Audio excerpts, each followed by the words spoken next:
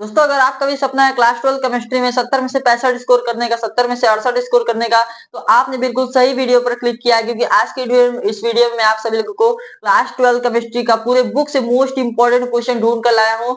ऐसे क्वेश्चन जो 2026 board exam में बिल्कुल छपने के लिए तैयार हुआ है। तो चलिए वीडियो को स्टार्ट करते हैं और देखते हैं कि कौन कौन से इंपॉर्टेंट टॉपिक्स है जो बोर्ड एग्जाम 2026 में आने के बहुत ज्यादा चांसेस है। चलिए आइए देखते हैं। और हाँ, वीडियो पर नए हैं तो चैनल को सब्सक्राइब करें, वीडियो को भी लाइक कर दीजिएगा। चलिए आइए देखते हैं कि कौन कौन से इंपॉर्टेंट टॉपिक्स है जो हमारे बोर्ड एग्जाम 2026 में आएंगे केमिस्ट्री में। तो देखिए सबसे पहला हमारा पहला चैप्टर है विलियन यानी कि सॉल्यूशन। तो देखिए सॉल्यूशन चैप्टर से हमारे मोस्ट इंपॉर्टेंट टॉपिक देखिए यहाँ पर कौन कौन सा इंपॉर्टेंट टॉपिक है। हेनरी का नियम, हेनरी का टॉपिक आपको जरूर से तैयार करना है। हेनरी का नियम, हेनरी का नियम, हेनरी के नियम की सीमाएं और हेनरी के नियम के अनुप्रयोग, इसको भी याद करना है। उसके बाद देखिए यहाँ पर राउल्ट का नियम, सेम चीज इसमें भी, इसकी सीमाएं और इसके अनुप्रयोग। उसके बाद देखिए मोलरता, मोललता, मोल प्रभाज। तो मोलरता, मोललता, मोल प्रभाज हमारे इंपॉर्टेंट टॉपिक्स है। उसके बाद धनात्मक तथा ऋणात्मक विचलन, ये भी हमारा महत्वपूर्ण टॉपिक्स है। धनात्मक तथा ऋणात्मक विचलन, मोलरता, मोललता, मोल प्रभाज, ये तीन ऐसे टॉपिक्स है जिससे हमारे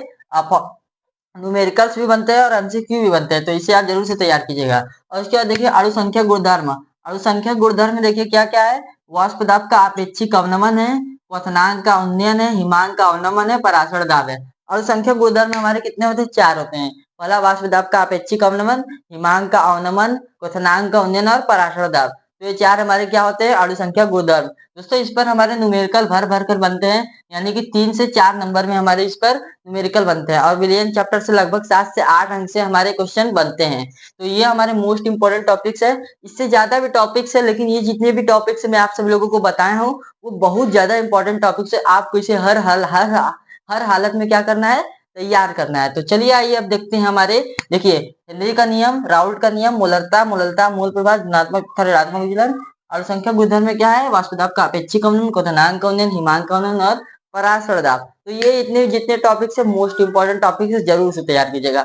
अब आइए बढ़ते हैं अपने वैद्युत रसायन चैप्टर से इंपॉर्टेंट टॉपिक्स की तरफ। तो अब देखिए हमारा सेकंड चैप्टर कौन सा है? वैद्युत रसायन यानी कि कौन सा? इलेक्ट्रोकेमिस्ट्री। देखिए इससे हमारे कौन कौन से इंपॉर्टेंट टॉपिक्स है। देखिए सबसे पहला हमारा टॉपिक है नष्ट समीकरण, यानी कि जिसमें हमें ई सेल निकालना होता है, वो वाला नष्ट समीकरण देखे है। उसके बाद कौन सा है? कोलराउस का नियम। कोलराउस के नियम के बाद देखिए कौन सा है? फैराडे का नियम, मोस्ट इंपोर्टेंट है। वैद्युत रासायनिक श्रेणी भी आता है बहुत बार। देखिए मोलर चलकता, चलकता और तुल्यांकी चलकता, इससे हमारे न्यूमेरिकल्स बनते हैं। मोलर चलकता, तुल्यांकी चलकता नष्ट समीकरण से बनते हैं, कोलराउस के नियम से बनते हैं। तो ये 4 तो आप लोग एकदम मतलब इसको बहुत ज्यादा ही तैयार करके रखिएगा। ये 5 नष्ट समीकरण, कोलराउस का नियम, फैराडे का नियम, मोलर चलकता, तुल्यांकी चलकता, ये तो मोस्ट इंपॉर्टेंट है। उसके बाद देखिए ईंधन सेल है, गैल्वेनिक सेल है। ये 3 को आप लोग थोड़ा सा ही पढ़िए, थ्योरी बेस्ड क्वेश्चन है, कभी कभी पूछ लिया जाता है। लेकिन ये जो 5 है, यानी कि नष्ट समीकरण, कोलराउस का नियम, फैराडे का नियम, मोलर चलकता, तुल्यांकी चलकता, इससे हमारे न्यूमेरिकल्स और थ्योरी दोनों बनते हैं। तो इसे आप लोग जरूर से तैयार कीजिएगा। देखिए हमारे 8 टॉपिक्स है, इसमें से नष्ट समीकरण, कोलराउस का नियम, फैराडे का नियम, वैद्युत रासायनिक श्रेणी, मोलर चलकता, तुल्यांकी चलकता, ईंधन सेल और गैल्वेनिक सेल। कौन सा सेल? Galvanic cell. तो ये 8 मोस्ट इंपोर्टेंट टॉपिक से जरूर से तैयार कीजिएगा। देखिए हर चैप्टर वाइज के इंपॉर्टेंट मैं आप सभी लोगों को टॉपिक्स बता रहा हूँ। तो वीडियो अगर आपको पसंद आ रहा होगा तो प्लीज वीडियो को लाइक करके चैनल को भी सब्सक्राइब कर लीजिएगा। अब आइए बढ़ते हैं अपने तीसरे चैप्टर की तरफ। हाँ तो दोस्तों अब मैं आप सभी लोगों को तीसरा चैप्टर यानी कि रासायनिक बलगतिकी का मोस्ट इंपोर्टेंट टॉपिक्स बताने वाला है, जो बोर्ड एग्जाम 2026 में आने के पूरे चांसेस है। तो चलिए आइए देखते हैं कि कौन कौन से टॉपिक्स है। देखिए सबसे पहला हमारा टॉपिक कौन सा है? अभिक्रिया की दर या वेग। अभिक्रिया की दर या वेग हमारा मोस्ट इंपोर्टेंट टॉपिक्स है। उसके बाद देखिए प्रथम कोटि की अभिक्रिया, शून्य कोटि की अभिक्रिया, ये 2 ऐसे टॉपिक्स हैं जिसको आपको तैयार करना ही करना है। इस पर देखिए न्यूमेरिकल बनते हैं। कौन से न्यूमेरिकल बनते हैं?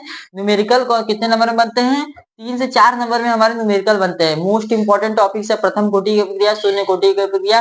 तो प्रथम कोटि और शून्य कोटि की अभिक्रिया पर आपको भर भर कर न्यूमेरिकल्स को हल कर लेना है, तैयार कर लेना है, ताकि आप जब बोर्ड एग्जाम में जब जाएं तो आप अच्छे से इसको प्रथम कोटि की अभिक्रिया और शून्य कोटि की अभिक्रिया पर अगर न्यूमेरिकल्स आए तो आप उसे जल्दी से कर पाए और आपका समय भी बच सके। आपको हर तरह के, हर वैरायटी के आपको प्रथम कोटि की अभिक्रिया और शून्य कोटि की अभिक्रिया का न्यूमेरिकल्स तैयार करना है। उसके बाद देखिए हमारा कौन सा अगला टॉपिक है? अभिक्रिया की अर्धायु, यानी अर्धायु काल मतलब क्या होता है? टी हाफ होता है, जो कि हमारे प्रथम कोटि की अभिक्रिया में और शून्य कोटि की अभिक्रिया दोनों में काम आता है। उसके बाद देखिए हमारा संक्रिय ऊर्जा है। संक्रिय ऊर्जा एक ऐसा टॉपिक है जो बोर्ड एग्जाम में 2 से 3 सेट में हर साल पूछा जाता है। हर साल पूछा जाता है, संक्रियण ऊर्जा। उसके बाद देखिए अर्हिनीय समीकरण, ये भी हमारा 1 से 2 सेट में पूछा जाता है, मोस्ट इंपोर्टेंट टॉपिक्स ये भी है। उसके बाद देखिए कोटि की आणविकता और अभिक्रिया और आणविकता में अंतर, क्या अभिक्रिया की कोटि और आणविकता में अंतर, ये भी हमारा टॉपिक बहुत बार पूछा गया है, अभिक्रिया की कोटि तथा अभिक्रिया की आणविकता में अंतर। तो ये देखिए 7 टॉपिक्स है, इस 7 में से आपको 7 तैयार करके जाना है बोर्ड एग्जाम 2026 में केमिस्ट्री के पेपर में। तो चलिए अब आइए बढ़ते हैं अपने चौथे चैप्टर की तरफ। तो दोस्तों अब मैं आप सभी लोगों को चौथे चैप्टर यानी कि डी ब्लॉक तथा एफ ब्लॉक के इंपॉर्टेंट क्वेश्चन को कराने वाला हूं। तो चलिए आइए देखते हैं। देखिए हमारा जो चौथा चैप्टर है डी तथा एफ ब्लॉक के तत्व, इसका देखिए इंपॉर्टेंट टॉपिक्स कौन कौन सा है। देखिए इलेक्ट्रॉनिक विन्यास है, ऑक्सीकरण अवस्था है, चुंबकीय गुण है, उत्प्रेरकीय गुण है। ये हमारे मोस्ट इंपॉर्टेंट टॉपिक्स है। इलेक्ट्रॉनिक विन्यास कैसे ज्ञात होता है, इलेक्ट्रॉनिक विन्यास कैसे निकालते हैं, ऑक्सीकरण अवस्था कैसे निकालते हैं, इलेक्ट्रॉनिक विन्यास कैसे निकालते हैं, ऑक्सीकरण अवस्था कैसे निकालते हैं, चुंबकीय गुण क्या होता है, उत्प्रेरकीय गुण क्या होता है किसी भी पदार्थ का। तो ये सब हमको क्या करना है, इसको इस चैप्टर में ये सब पढ़ना है। तो ये इंपॉर्टेंट टॉपिक्स है। उसके बाद देखिए केमनोफोर का गुण यानी कि पोटेशियम पर मैग्नेट का गुण। उसके बाद देखिए पोटेशियम डाइक्रोमेट यानी K2Cr2O7 का गुण। उसके बाद लैंथेनाइट संकुचन, उसके बाद एक्टिनाइट संकुचन। तो ये 8 इंपॉर्टेंट टॉपिक्स है। देखिए इलेक्ट्रॉनिक विन्यास कैसे निकलता है, ऑक्सीकरण अवस्था कैसे निकलता है, चुंबकीय गुण क्या होता है, उत्प्रेरकीय गुण क्या होता है, पोटेशियम पर मैग्नेट का गुण हमें लिखना है, और उसके बाद पोटेशियम डाइक्रोमेट का गुण लिखना है, लैंथेनाइट संकुचन क्या होता है और एक्टिनाइट संकुचन क्या होता है। तो 8 ये इंपॉर्टेंट टॉपिक्स हैं, आपको जरूर से आपको तैयार करना ही करना है। तो अब चलिए बढ़ते हैं अपने अगले चैप्टर की तरफ। तो दोस्तों अब देखिए हमारा 5वां चैप्टर है उप सहसंयोजन यौगिक का मोस्ट इंपॉर्टेंट टॉपिक्स, जो आप सभी लोगों को मैं आप सभी लोगों को इस वीडियो में बताऊंगा। तो चलिए आइए देखते हैं। देखिए तो हमारा 5वां चैप्टर है केमिस्ट्री का उप सहसंयोजन यौगिक, ये तो आपको पता ही होगा। हमारे 5वां चैप्टर कौन सा है, उप सहसंयोजन यौगिक। अब देखिए इसमें कौन कौन से इंपॉर्टेंट टॉपिक्स हैं। देखिए सबसे पहले हमें उप सहसंयोजन यौगिक का, सबसे पहले उप सहसंयोजन यौगिक का इसमें देखिए हमें क्या क्या ज्ञात करना होता है, यानी कि हमें समीकरण, इसमें समीकरण पता करना होता है किसी उप सहसंयोजन यौगिक का।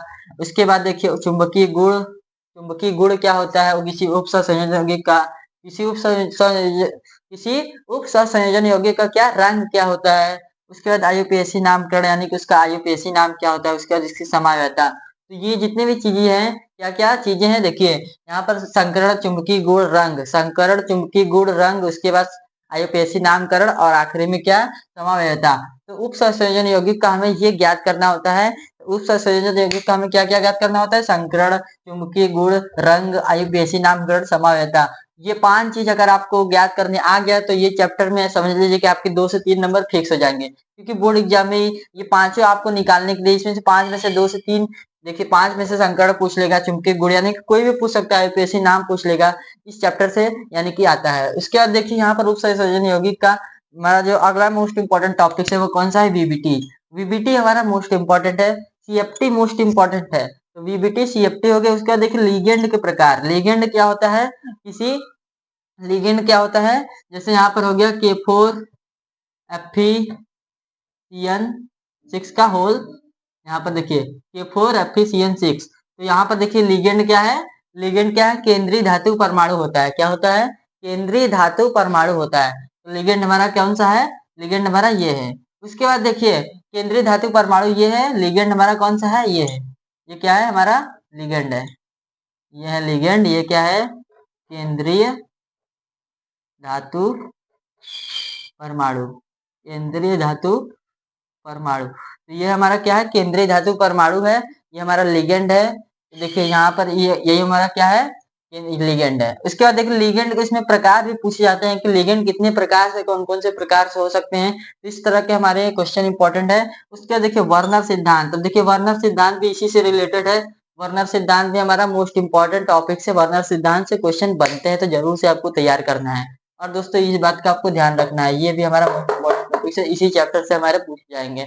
तो ये जितने भी तमाम टॉपिक्स थे आपको आशा करता हूँ कि समझ में आ रहे होंगे। देखिए मोस्ट इंपॉर्टेंट सभी टॉपिक्स है, आपको सभी टॉपिक्स को एकदम एकदम हर किसी भी कीमत पर, हर किसी भी हालत में तैयार करना है। तो चलिए अब आइए बढ़ते हैं अपने नेक्स्ट चैप्टर की तरफ। हाँ तो दोस्तों अब देखिए हमारा जो अगला चैप्टर है, देखिए इनऑर्गेनिक का चैप्टर है। कौन सा चैप्टर है, जैव अणु। ये देखिए हमारा सबसे लास्ट चैप्टर है केमिस्ट्री का, लेकिन जो इनऑर्गेनिक का है ये 10वां चैप्टर है। मैं आप सभी लोगों को बता दूं कि 6वां चैप्टर नहीं है, 10वां चैप्टर है।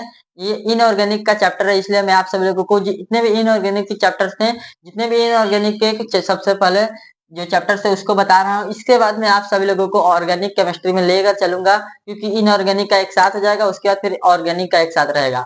देखिए हमारा जो जैव अणु का चैप्टर है इसमें कौन कौन से इंपॉर्टेंट टॉपिक्स आते हैं। देखिए सबसे पहला हमारा टॉपिक है कार्बोहाइड्रेट। कार्बोहाइड्रेट हमारा मोस्ट इंपोर्टेंट टॉपिक है, ये आपको जरूर से तैयार करना है। ग्लूकोज तथा फ्रक्टोज की संरचना, ग्लूकोज तथा फ्रक्टोज की संरचना भी हमारा इंपॉर्टेंट टॉपिक है। डीएनए तथा आरएनए मोस्ट इंपोर्टेंट टॉपिक है, इसको आपको 110% तैयार करना ही करना है। डीएनए तथा आरएनए में अंतर, ग्लूकोज की रासायनिक अभिक्रिया को तैयार कर लेना है।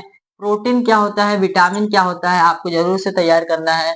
न्यूक्लिक अम्ल, उसके बाद एमिनो अम्ल। ये जितने भी 8 टॉपिक्स है मोस्ट इंपोर्टेंट टॉपिक्स है, जिसमें से आप सभी लोगों को देखिए फ्रक्टोज और ग्लूकोज की संरचना, फ्रक्टोज तथा ग्लूकोज की संरचना, डीएनए तथा आरएनए और ग्लूकोज की रासायनिक अभिक्रिया मोस्ट इंपोर्टेंट है, very very most important topics है। आपको इसे जरूर से तैयार करना है और ये भी टॉपिक्स को आपको जरूर से तैयार कर लेना है। तो ये रहा हमारा इनऑर्गेनिक चैप्टर का मोस्ट इंपोर्टेंट टॉपिक्स। तो चलिए अब आइए बढ़ते हैं, अपने ऑर्गेनिक केमिस्ट्री की तरफ। हाँ तो दोस्तों अब चलिए आइए बढ़ते हैं अपने ऑर्गेनिक केमिस्ट्री में और देखते हैं कि ऑर्गेनिक केमिस्ट्री में क्या होता है। देखिए ऑर्गेनिक केमिस्ट्री में हमारे 4 चैप्टर है। कौन कौन से चैप्टर है? Halo alkane and hello arene, alcohol, phenol, ether, carboxylic अम्ल, और उसके बाद कौन सा है हमारा एमीन है, कार्बोक्सिलिक अम्ल, एल्डिहाइड तथा कीटोन। तो ये जितने भी हमारे हैं टॉप चैप्टर कौन कौन से है ऑर्गेनिक केमिस्ट्री में आते हैं, 4 चैप्टर है। और देखिए इस 4 चैप्टर का मैं आप सभी लोगों को निचोड़ देने वाला हूँ।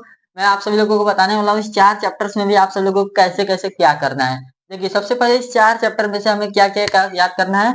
नेम रिएक्शन क्या होता है, जब वाली अभिक्रिया, और कैसे प्राप्त करेंगे। तो ये 3 तो हमारे बोर्ड एग्जाम में आते ही आते हैं, फिक्स क्वेश्चन है। क्या? नेम रिएक्शन क्या होता है, जब, और कैसे प्राप्त करेंगे। तो ये तो हमारे 3 क्वेश्चन समझ लीजिए कि आपका 5 से 6 नंबर में आपका फिक्स क्वेश्चन है। कितने? 5 से 6 नंबर में फिक्स क्वेश्चन है। उसके बाद देखिए SN1 अभिक्रिया, SN1 अभिक्रिया, SN2 अभिक्रिया, आईयूपीएसी नामकरण। आईयूपीएसी आपको ऑर्गेनिक और इनऑर्गेनिक दोनों में मिल जाएगा। उसके बाद देखिए संरचना, संरचना कैसे बनता है किसी भी आईयूपीएसी का। उसके बाद देखिए अनुनाद संरचना क्या होता है, जैसे लोन पेयर वाला क्या होता है, अनुनाद संरचना होता है। उसके बाद देखिए बनाने की विधि जैसे क्लोरोफॉर्म बनाने की विधि, डाइमेथिल ईथर, ये सब क्या बनाने की विधि। उसके बाद रासायनिक गुण हमारा मोस्ट इंपोर्टेंट है। रासायनिक गुण को हमें लिखना होता है ऑर्गेनिक केमिस्ट्री में। तो ये देखिए पूरा निचोड़ में आप सभी लोगों को ऑर्गेनिक केमिस्ट्री का दे दिया हूँ कि क्या होता है, कैसे होता है ऑर्गेनिक केमिस्ट्री में। नेम रिएक्शन आते हैं, क्या होता है, जब वाली अभिक्रिया कैसे प्राप्त करेंगे, SN1 एंड SN2 अभिक्रिया, आईयूपीएसी नामकरण, संरचना, अनुनाद संरचना, बनाने की विधि, और उसके बाद आखिरी में क्या, रासायनिक गुण। तो ये हमारे आते हैं ऑर्गेनिक केमिस्ट्री में। तो ये जितने भी टॉपिक्स मैं आप सभी लोगों को बताया हूँ वो मोस्ट इंपोर्टेंट टॉपिक्स है, आपको जरूर जरूर से तैयार करना है। दोस्तों इस वीडियो को बनाने में बहुत ज्यादा मेहनत लगी है, तो प्लीज आप लोग थोड़ा सा हमारे लिए प्यार दिखा दीजिएगा।